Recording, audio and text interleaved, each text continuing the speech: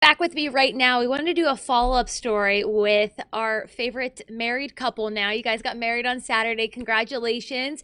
Stephanie and Christian Oliver joining us because you guys got a really cool opportunity yesterday. Kind of tell us about that and your opportunity to speak with the president in Cincinnati. Yeah, we got the opportunity to speak with the president. We were able to submit some questions to CNN, and they selected one of our questions, which was in regards to uh, how to convince those in the African American community that the vaccine is safe.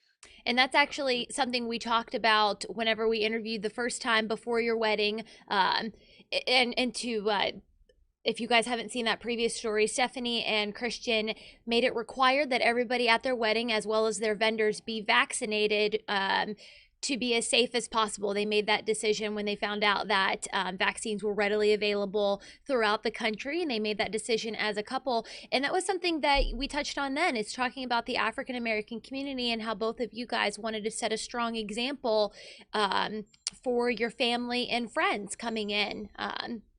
Because of the low vaccination rates in the African American community. Mhm. Absolutely. And so, what was important for us, the message that we really wanted to get across was, and figure out more about, was why aren't there more people that look like us in the medical community? Knowing that people are more likely to trust their social networks, right, that are immediately surrounding them. It's one thing to turn on the TV and hear a retired sports player who maybe looks like you say, yeah, I got vaccinated. But it's another when you're able to say, hey, you know what? I know that that's not true about the vaccine. The vaccine is indeed safe. And I know why, because my aunt helped develop that. My daughter helped develop that. Unfortunately, with the dearth and declining number of people that are Black in the medical and research communities, the less trust you're going to have, because we have to rely on a completely different demographic that has historically hurt us. Mm-hmm. And then you asked that of the president, and he kind of talked about he gave his answer of they're sending vans and buses and vaccine clinics to predominantly Black neighborhoods, but didn't really kind of address the situation of there being fewer and fewer people of color and Black and African American people in the medical field. He didn't really touch on that at all.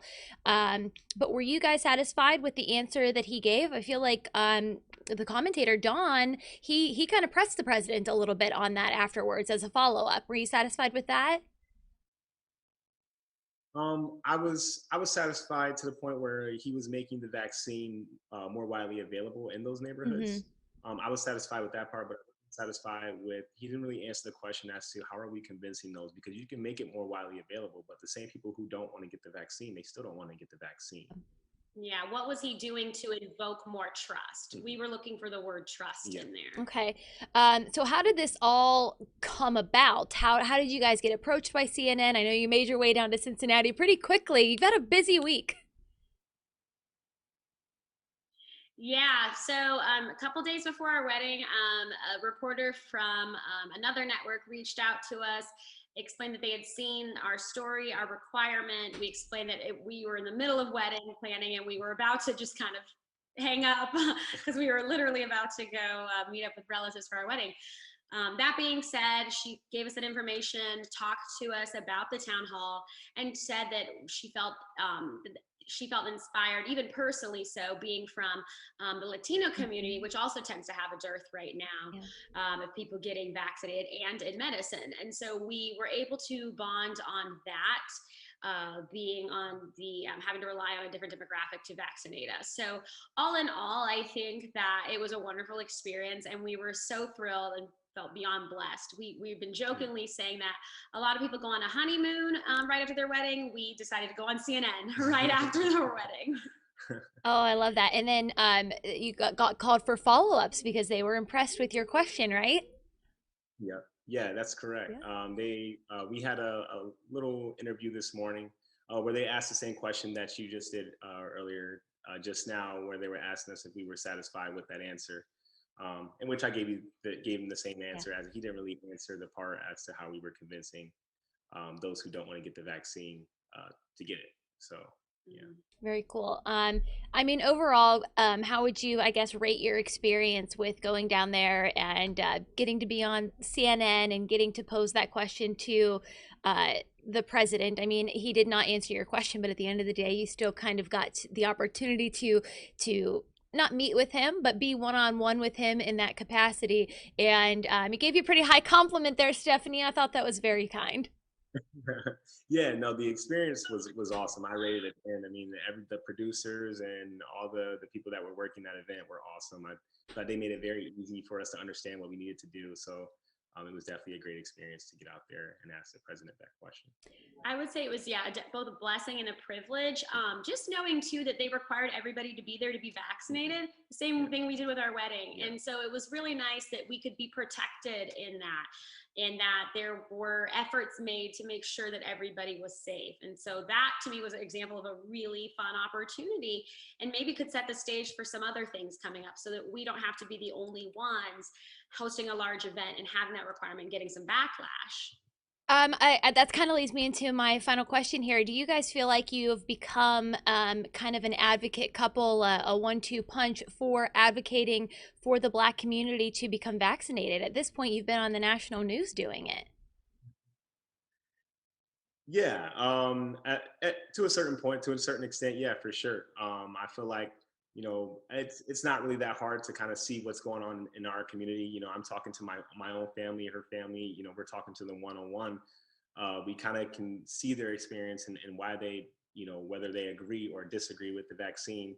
So it's really easy for us to get out there and actually, explain, from our point of view, what we're seeing out there. So yeah, for sure. And how do you? And then there's Oh, something to go be ahead. said for our truth. So sorry, this is our story, this is our truth. So while at times we have, again, on the media receives a lot of support, we've also received that much backlash. But as somebody who's pretty confident in my belief system and in educating and looking out for truths, we've decided we will not stand down just to be bullied out of something that we feel is the right thing to do. And we know that we're doing the right thing, and we want to have others join us in doing the right thing. Yeah, I should touch on that as well. I kind of see those kind of comments and face that criticism every day when I put myself out there, but that was something you guys weren't used to. Um, how are you dealing with that? And I guess what is your message to those who still continue to criticize you for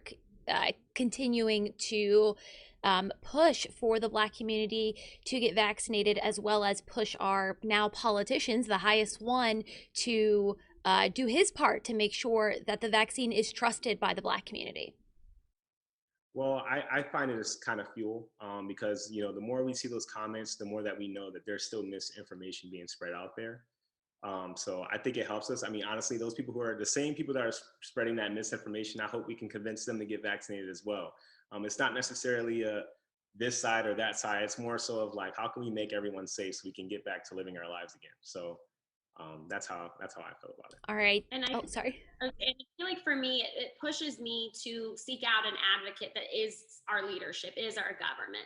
So again, I'm always asking who's advocating for the people who are getting vaccinated, and how do we make sure that we're supporting the people who are doing the right thing. That's awesome, guys. Anything else that you would like to add about your experience? I saw your wedding photos from your wedding planner, Natasha. We love her. Gorgeous, gorgeous, gorgeous. Stephanie, you looked like a princess. Like, it was phenomenal. You looked very nice to you, Christian. Thank you. Oh, anything else you guys want to add? No, I would No. say just do the right thing. I really hope that we don't have to go backwards in this. Let's just keep on doing the right thing and putting our faith where it needs to be. Amazing. Thank you guys so much. I appreciate it.